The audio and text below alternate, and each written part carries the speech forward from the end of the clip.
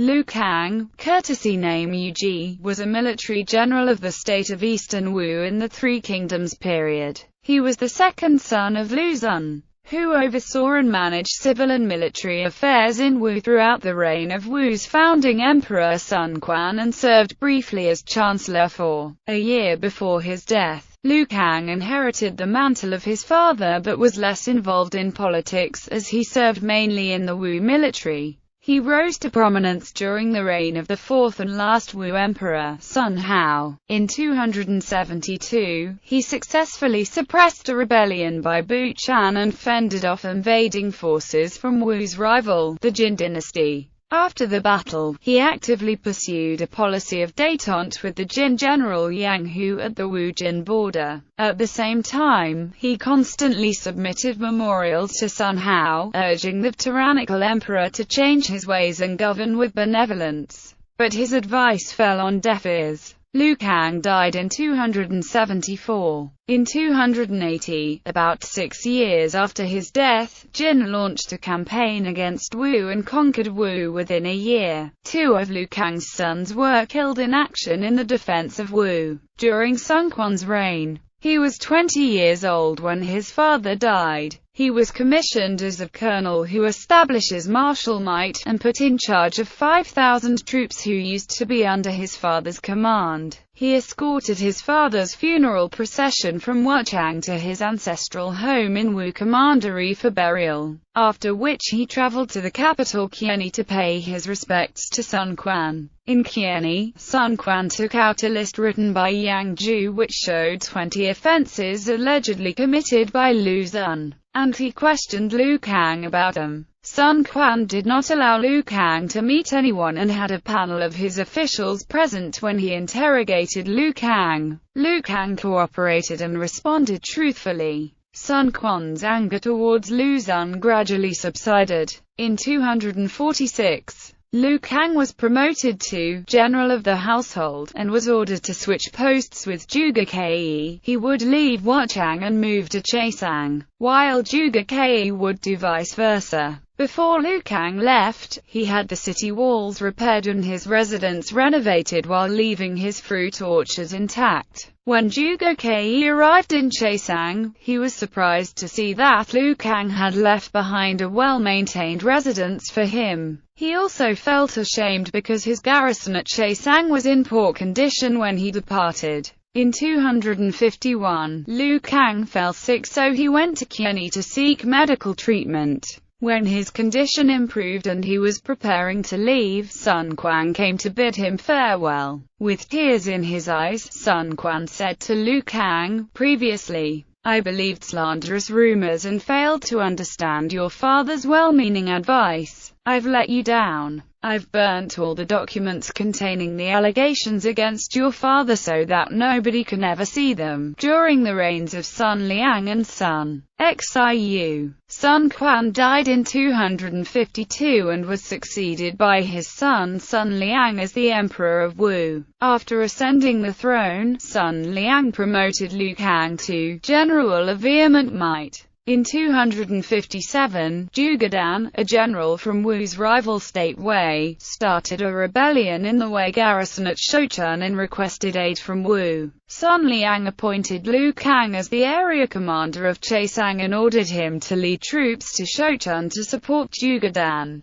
Liu Kang defeated some enemies in the campaign, but the rebellion was eventually crushed by Wei forces and Zhuge Dan was killed. Liu Kang was promoted to general who attacks the north for his efforts. In 259, during the reign of Sun Liang's successor Sun Xiu, Liu Kang was appointed as general who guards the army, and placed in charge of Ziling. The area under his jurisdiction covered the lands from Guanyu's shallows to Beidacheng. He received higher imperial authority from Sun Xiu in the following year. Early career under Sun Hao. Sun Xiu died in 264 and was succeeded by Sun Hao as the emperor of Wu. Sun Hao promoted Liu Kang to senior general who guards the army, and appointed him as the governor of Yi province, even though Yi province was not under Wu control. In 270, the Grand Marshal Shi Ji died, so Sun Hao put Liu Kang in charge of the military affairs of Xinling, Ziling, Yidao, Yu district, and Gong'er, with his administrative center at Yu district,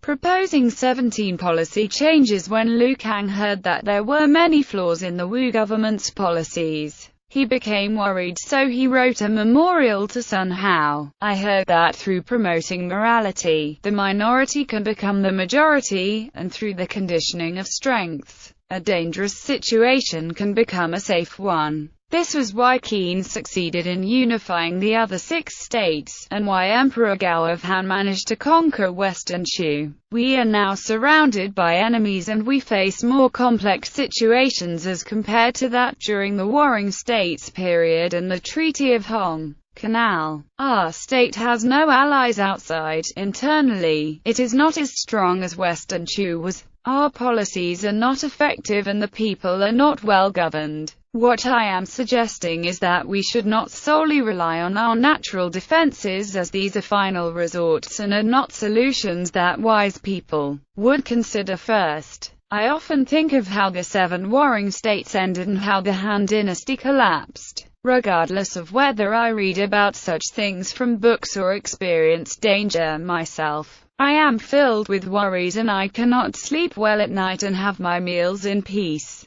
In the past, when the Xiongnu had yet to be defeated, Huo Qubing refused to move house. When the Han dynasty was not stable yet, Jia Yi shed tears whenever he thought about it. The blood of the imperial clan runs in me, and I have received much grace from the state.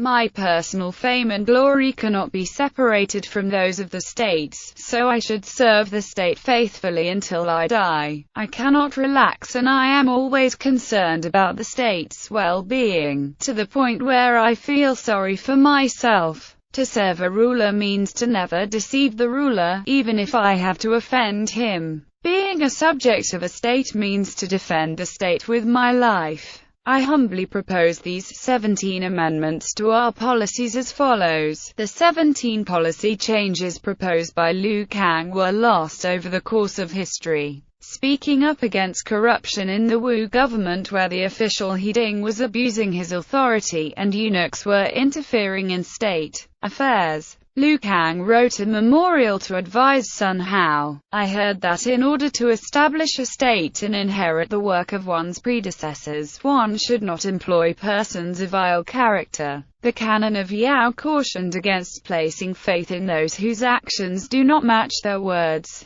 Learned people of the past abhor such behavior, while Confucius sighed and lamented when he spoke of this. Such villains existed throughout history, from the Spring and Autumn period to the Qin and Han dynasties, and they cause the downfalls of empires. They do not understand important principles, and they have myopic views of the world. Even if they are nice to you and seem very conscientious, they should never be entrusted with important responsibilities. Besides, they cannot change their contemptible characters, and they will switch their allegiances very quickly. They constantly fear that they will lose what they possess, so they will often resort to unscrupulous means to defend their personal interests. If you intend to give them important appointments and much authority, and expect them to behave as role models and uphold morality, this is certainly impossible. Of all the current officials in the imperial court, not many of them are exemplary talents,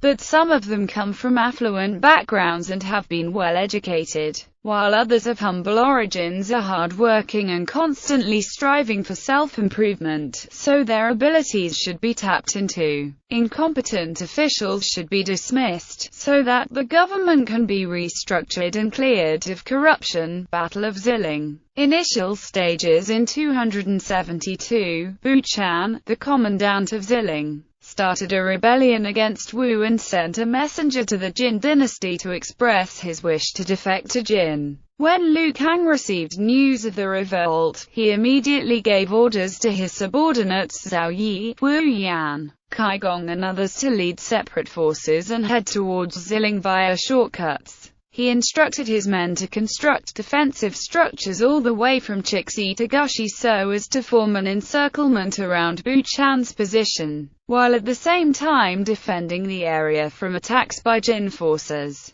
He ordered them to work day and night to complete the construction works as if the enemy had already arrived, and his soldiers were all tired and worn out.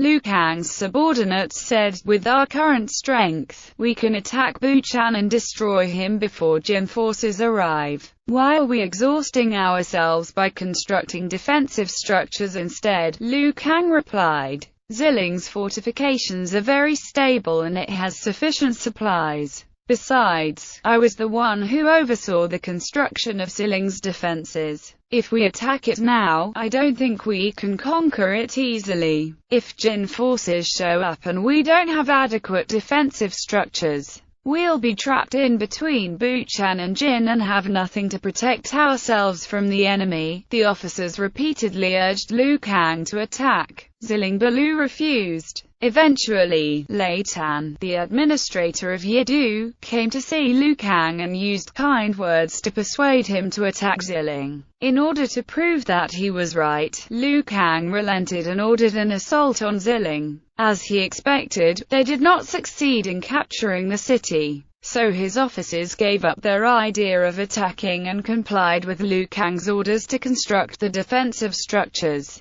Destruction of the dike near Jiangling when Jin forces led by Yang Hu were approaching Jiangling. The Wu officers advised Liu Kang against leaving Jiangling to attack Ziling, but Liu said, "Jiangling's fortifications are strong and it has sufficient troops to defend it, so there is nothing to worry. Even if the enemy captures Jiangling, they won't be able to hold it for long and our losses will be minimal. However, if we lose Ziling, the tribes in the southern hills will be affected and this will lead to serious problems. I'd rather abandon Jiangling than give up on capturing Ziling. Besides, Jiangling is already very well defended in the first place. Jiangling was initially situated on flat lands and was a very accessible location. However, Liu Kang later ordered Zhang Jian to oversee the construction of a large dike to block the river flow and direct its waters to flood the flat lands, so as to create a large body of water around the city to serve as a barrier to invaders. When Yang Hu arrived, he planned to make use of this barrier by transporting supplies on boats, but he spread false news that he intended to destroy the dike to make way for his land army to pass through. When Liu Kang heard that, he saw through Yang Hu's plot and ordered Zhang Jian to destroy the dike. Liu Kang's officers were shocked and attempted to dissuade him from doing so because they thought he would be doing the enemy a favor. But Liu ignored them. When Yang Hu reached Dangyang, he was dismayed to hear that the dike had been destroyed. He had no choice but to transport his supplies on land, resulting in the wasting of time and effort.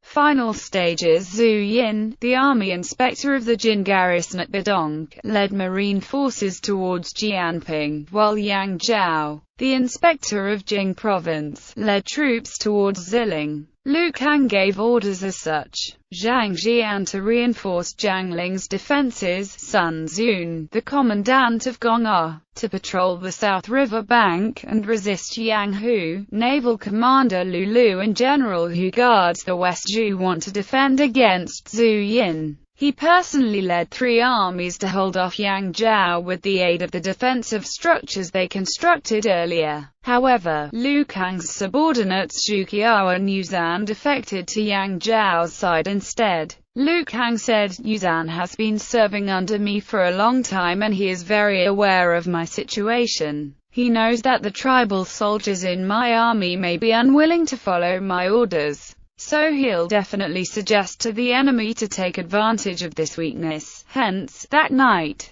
Liu Kang immediately replaced the tribal soldiers in his army with other veteran soldiers whom he trusted more. The following day, as Liu Kang expected, Zhang Zhao concentrated his attacks on the unit in Liu Kang's army which used to be made up of tribal soldiers, without knowing that they had been replaced. Liu Kang ordered his archers to retaliate, raining arrows on the enemy and inflicting heavy casualties. After about a month, Zhang Zhao failed to overcome Liu Kang and had run out of ideas, so he withdrew his army on one night. Liu Kang wanted to pursue the enemy, but he was worried that Buchan might use the opportunity to attack him from behind, and he did not have enough troops with him. He then ordered his men to beat the drums and pretend to prepare to attack Yang Zhao's retreating forces. When Yang Zhao's men saw that, they were so terrified that they abandoned their armor and equipment and fled. Liu Kang sent a small group of lightly armed soldiers to pursue Yang Zhao, and they inflicted a crushing defeat on the enemy.